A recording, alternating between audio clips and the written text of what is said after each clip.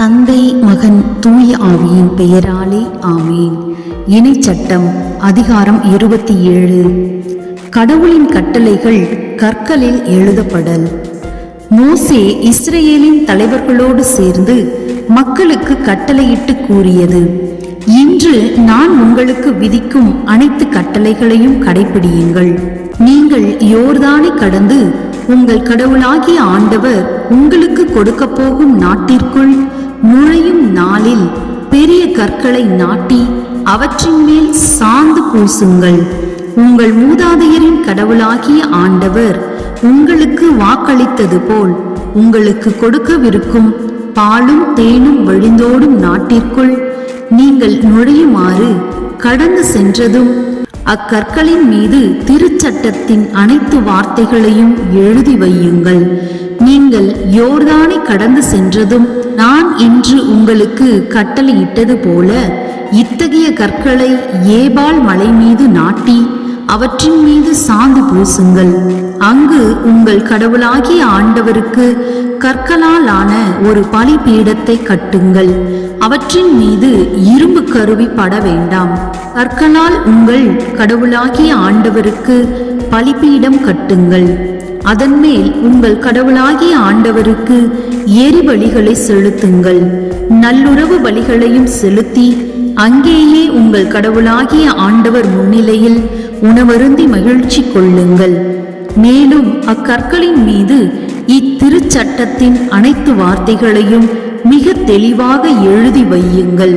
பின்னர் மோசே லேவிய குருக்களோடு சேர்ந்து இஸ்ரேல் மக்கள் அனைவருக்கும் சொன்னதாவது: இஸ்ரேலே, கவனமாக கேள். நீ இன்று உன் கடவுளாகிய ஆண்டவரின் மக்களினம் ஆகியுள்ளாய். எனவே உன் கடவுளாகிய ஆண்டவரின் குரலுக்கு செவிகொடு. நான் இன்று உனக்கு விதிக்கும் அவர்தம் கட்டளைகளையும் நியமங்களையும் நிறைவேற்று. கீழ்ப்படியாமைக்கு சாபங்கள். மோசே அன்று மக்களுக்கு கட்டளையிட்டு கூறியது: நீங்கள் யோர்தானை கடந்த பின் மக்களுக்கு ஆசி வழங்குமாறு சிமியோன், லேவி, யூதா, இசக்கார், யோசேப்பு, பென்யமீன் ஆகியோர் கெரிசின் மலை மீது நிற்கட்டும்.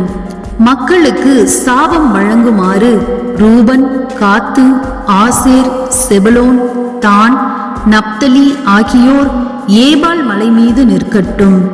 லேவியர் இஸ்ரேலர் அனைவருக்கும் உரத்த குரலில் கூற வேண்டியது: ஆண்டவருக்கு அருவருப்பானதும் சிற்பியின் கைவினை பொருட்களுமான வார்ப்பு சிலைகளையோ செதுக்கு சிலைகளையோ செய்து அதை மறைவான இடத்தில் வைப்பவர் சபிக்கப்படட்டும். உடனே மக்கள் அனைவரும் பதில் மொழியாக அப்படியே ஆகட்டும் என்பர். தம் தந்தையையோ தாயையோ பழிக்கிறவர் சபிக்கப்படட்டும். உடனே மக்கள் அனைவரும் அப்படியே ஆகட்டும் என்பர். தமக்கு அடுத்திருப்பவரின் எல்லைக்கல்லை அப்புறப்படுத்துபவர் சபிக்கப்படட்டும். உடனே மக்கள் அனைவரும் அப்படியே ஆகட்டும் என்பர். பார்வையற்றவரை வழித்தவர செய்பவர் சபிக்கப்படட்டும். உடனே மக்கள் அனைவரும் அப்படியே ஆகட்டும் என்பர். அந்நியருக்கும் அனாதைக்கும் கைம்பெண்ணுக்கும் உரிய நீதியை புரட்டுபவர் சபிக்கப்படட்டும். உடனே மக்கள் அனைவரும் அப்படியே ஆகட்டும் என்பர். தன் தந்தையின் மனைவியோடு கூடுகிறவன் தன் தந்தைக்கு உரியவளின் உடையை திறந்ததினால் சபிக்கப்படட்டும். உடனே மக்கள் அனைவரும் அப்படியே ஆகட்டும் என்பர். எந்த ஒரு விலங்கோடும் புணர்கிறவன் சபிக்கப்படட்டும். உடனே மக்கள் அனைவரும் அப்படியே ஆகட்டும் என்பர்.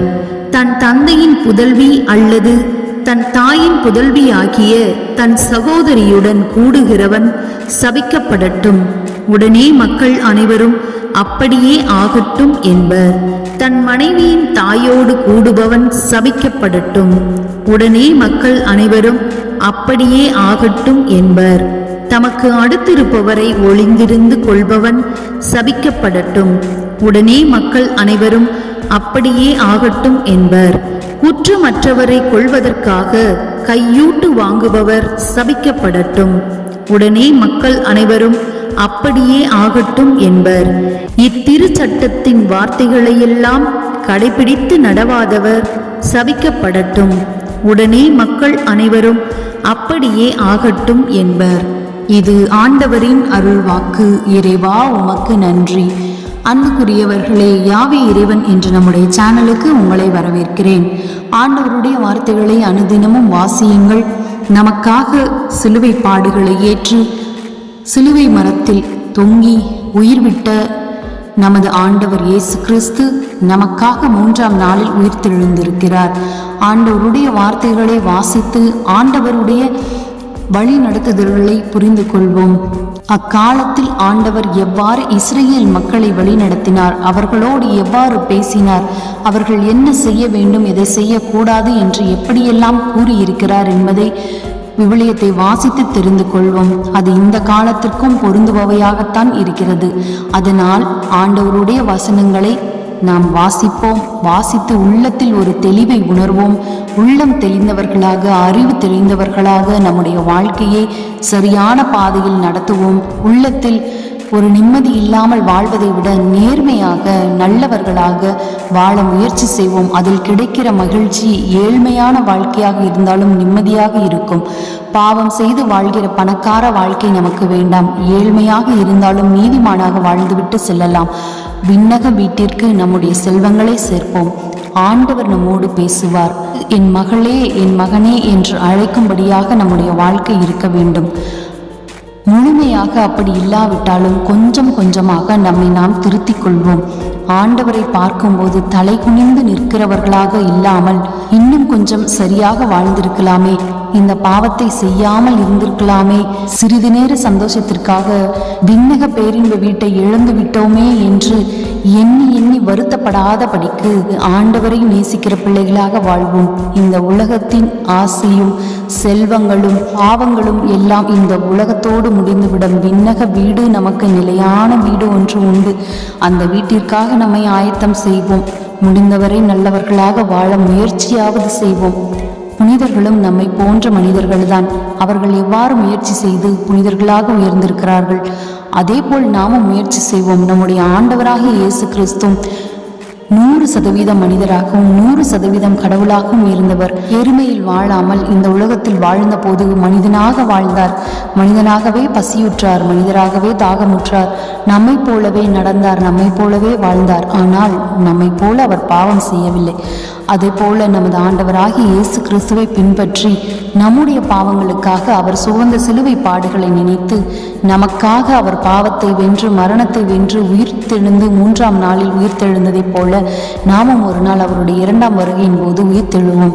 அப்போது நாம் செய்த பாவங்கள், நாம் செய்த நன்மைகள், நாம் செய்த நல்ல காரியங்கள், நம்முடைய ஜெபங்கள் எல்லாம் நம்மை விண்ணக வீட்டிற்கு கொண்டு செல்லும்.